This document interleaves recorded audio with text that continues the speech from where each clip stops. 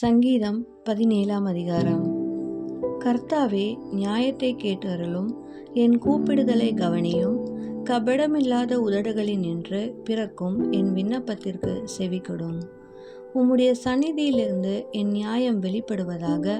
உம்முடைய கண்கள் நியாயமானவைகளை நோக்குவதாக.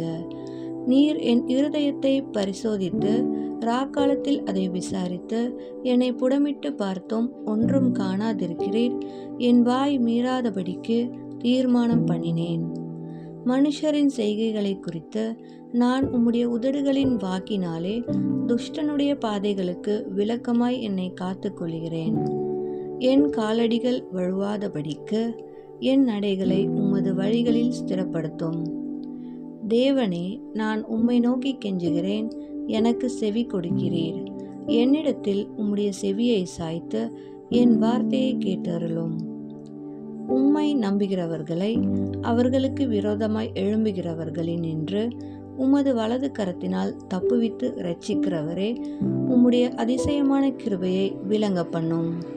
கண்மணியைப் போல என்னை காத்தருளும்.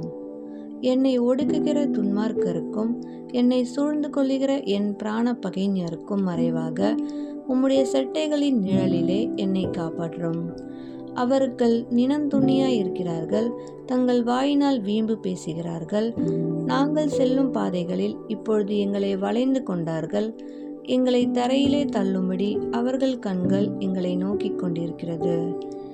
பீறுகிறதற்கு ஆவலுள்ள சிங்கத்துக்கும் மறைவிடங்களில் பதிவிருக்கிற பால சிங்கத்துக்கும் ஒப்பாயிருக்கிறார்கள்.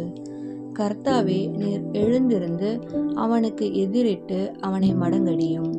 கர்த்தாவே, என் ஆத்துமாவை துன்மார்க்கனுடைய கைக்கு உம்முடைய பட்டயத்தினால் தப்புவியும். மனுஷருடைய கைக்கும் இம்மையில் தங்கள் பங்கை பெற்றிருக்கிற உலக மக்களின் கைக்கும் உம்முடைய கரத்தினால் என்னை தப்புவியும். அவர்கள் வயிற்றை உமது திரவியத்தினால் நிரப்புகிறீர். அவர்கள் புத்திர பாக்கியத்தினால் திருப்தியடைந்து தங்களுக்கு மீதியான பொருளை தங்கள் குழந்தைகளுக்கு வைக்கிறார்கள். நானோ நீதியில் உம்முடைய முகத்தை தரிசிப்பேன். நான் விழித்து கொள்ளும்போது உமது சாயலால் திருப்தியாவேன்.